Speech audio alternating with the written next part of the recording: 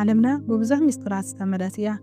ገሊአን ሃገራት ብተፈጥሮኣዊ ሃብትን ትባረኻ፣ ገሊአን ድማ በቲ ዝተዓደለው ሃብቲ ይጠፍኣ። ቬንዙዌላ ኣብ ደቡብ ኣሜሪካ ትርከብ ብወርቅን ነዳድን ዝተዓደለት ሃገር እያ። እንተኾነ ግና እዚ ሃብቲ እዚ ንህዝባ ናብ ምዕባለን ብልጽግናን ክወስዳ እንትግባእ ንዓመታት ናብ ዝለዓለ ፖለቲካዊ ኩናት ማዕበል ኣብፅሕዎ እዩ። ሎሚ እቲ ንዘመናት ክእለም ዝጸንሐ ናይ ኣሜሪካ ወራር ጋህዲ ኮይነሎ።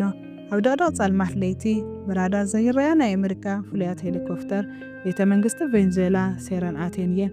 እቲ ዝገርም ኦፕሬሽን ዳልታ ፎርስ ከመይ ተፈጺሙ? ንምንታይ ከ ቬንዙዌላ ቀዳማይ ጸላኢት ኣሜሪካ ኮይና ሎማዓንቲ እዚ ዘመናዊ ኩነታት ቬንዙዌላ ብሰፊሑ ክንሪኦ ኢና? ምሳይ ጽንሑ።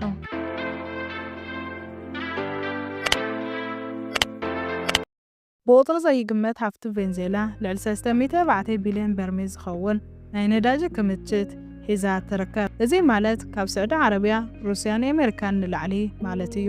ፈጣሪ እዚ ኩሉ ሃብቲ ክጥቀመሉ እንትህባ ዓለም ለኻዊ ሓይልታት ግን ብዝተፈላለዩ ሴራታት ክኽልክልዋ ጸኒሖም እዮም። ሎሚ እቲ ኽልከላ ኣብቂዑ ኣሎ። ሕዚ ቦምብታትን ሚሳኢላትን እየን ዝዛረባ ዘለዋ። ሰላም ይነብር ዝነበረ ህዝቢ ነዳዲ ስለ ዘለዎ ጥራይ ገዝኡ ከፈራርስሉ ደቁ ክስደዱን ተፈሪድዎም። ታሪክ እዚ ኩናት ሱሩ ናብቲ ዝሓለፈ ዓመታት ይመልሰና። እቲ ጽኑዕ ብህዝቡ ዝፍተን ዝነበረ መራሒ ሁጎ ቻቬዝ ሓደ ደፋር ውሳነ ወሰደ። ናይ ቬንዙዌላ ሃብቲ ንናይ ወፃኢ ኩባንያታት ኣይኮነን ብምባል ናይ ኣሜሪካ ኩባንያታት ነዳዲ ካብ ሃገሩ ኣባረሮም። ካብኡ ሓሊፉ እውን ኣብ ባንክታት ኣውሮፓን ኣሜሪካን ዝነበረ ብቢልዮናት ዝቑጸር ወርቂ ቬንዙዌላ ናብ ዓዱ መለሶ። እዚ ንናይ ኣሜሪካ ቁጠባዊ ረብሓ ዝተንከፈ ስጉምቲ ኣብ መንጎ ክልቲአን ሃገራት ዘይሃስስ ጽልኢ ፈጠረ። ድሕሪ ምዕራፍ እቲ መራሒ እውን እንተኾነ ኒኮላስ ማዱሮ ነዚ መስመር እዚ ብምስዓቡ ንናይ ኣሜሪካ ቀዳማይ ዕላማ ኮይኖም ተረኺቦም እዮም። ኣሜሪካ ንኒኮላስ ማዱሮ ንምሓዝ ናይ $15 ሚልዮን ሽልማት ኣዋጅ ካብ ትእውጅ ጸኒሓ እያ። ሎሚ ግን እቲ ኦፕሬሽን ተግባራዊ ኮይኑ እዩ። እቲ ኦፕሬሽን ብኸመይ ተፈጺሙ? ናይ ኤሌክትሮኒክስ ጽዕንቶ ቅድሚ ወታደራት መሬት ምርጋጾም ኣሜሪካ ቬንዙዌላ ኢንተርኔት፣ ራዳር፣ ኩሉ መራኸቢ ሬድዮታትን ጃም ብምግባር ንመላእ ሃገራት ኣጸልመተታ። ካልኣይ ናይ ጽላሎት ሄሊኮፕተራት ብራዳር ዘይረኣያ ማለት እውን MH-60 ብላክ ሃውክ ዝበሃላ ሄሊኮፕተራት ናይ ዳልታ ፎርስ ኮማንዶታት ሒዘን ብትሕቲ ራዳር ሰልየን እየን። ሳልሳይ ቴክኖሎጂ GPN VG-18 እቶም ኮማንዶታት ኣብ ጸልማት ለይቲ ከም ብርሃን ቀትሪ ኮይኖም ዝረኣዩሉ ናይ 4 ዓይኒ መነጽር ማለት እውን ናይት ቪዥን ተጠቒሞም ሓለውቲ ማዱሮ እንታይ ይፍጸም ከም ዘሎ ከይፈለጡ ኣብ ውሽጢ ደቓይቕ ቤተ መንግስቲ ተሰይሩ። ናይ ኣሜሪካ ነዊሕ ኢድ ማለት እውን ታሪክ ከም ዝምስክሮ እዚ ስርሒት እዚ ሓድሽ ኣይኮነን። ኣሜሪካ ንድሕንነተይ ስጋኣተ እዩ ዝበለቶ መራሒ ካብ መሓዝ ንድሕሪት ኣይትብልን።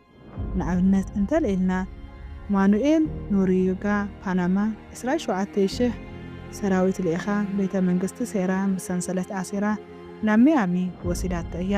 ካልእ ምሳሌ ሳዳም ሁሴን ኢራቅ ካብ ዘመናዊ ሰራዊት እሳብ ትሕቲ መሬት ጉድጓድ ተኸቲላ ንፍርዲ ኣቕሪባቶ እያ። ኤል ቻፖ ሜክሲኮ ብቢልዮናት ዶላራት ሰራዊት ዝተኸበበ ንጉስ ሓሽሽ እኳ እንተነበረ ሎሚ ኣብ ኣሜሪካ ኣብ ዝጸልመተ ቤት ማእሰርቲ ይርከብ። ሎሚ ድማ ኒኮላስ ማዱሮ ናይዚ ታሪክ ኣካል ኮይኖም ኣለዉ። እቲ ዘይተመለሰ ሕቶ እምበኣር ቬንዙዌላውያን ሲቪላት ሃገርና ሕልፍና ይንህብን ብምባል ብረት ኣጢቖም ኣለዉ። ኣሜሪካ ብኣየር ብልጫ እንተሃለዋካ መሬት ረጊጻ ነቲ ህዝቢ ንምቁፅጻር ግን ከቢድ ናይ ዋጋ ህይወት ከም ዝጽበያ ይግመት። እዚ ኩሉ ኩነታት ዘርእየና ሓደ ዓብዪ ሓቂ ኣሎ። ሓንቲ ሃገር ተፈጥሮኣዊ ሃብቲ ጥራሕ ምውናን እኹል ኣይኮነን። እቲ ሃብቲ ብበረከት ክኸውን እንተኾይኑ ሓያል ናይ ምክልኻል ዓቕሚ ምህናፃ ናይ ግድን እዩ። ሓያል ሰራዊት ዘይብላ ሃገር ሃፍታ ንጥፍኣታ መንገዲ ክኸፍት ይኽእል እዩ። ክቡራት ተኸታተልትና ብዛዕባ እዚ እንታይ ትሓስቡ? ቬንዙዌላ ካብዚ መዓት ክትወፅእ ትኽእል ዶ? ኣሜሪካ ኣብ ልዕሊ ካልኦት ሃገራት ትወስዶ ስጉምቲ ፍትሓዊ ድዩ? ርኡይትኹም ኣብ ኮሜንት ገለጹለይ።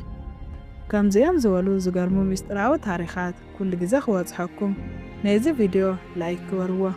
ነዚ ቻናል ድማ ሰብስክራይብ ብምግባር ቤተሰብ ኩኑ። ኣብ ዝቕጽል ብኻሊእ ዝገርም ስራሕ ክሳብ ንረኸብ ሰላም ቀና።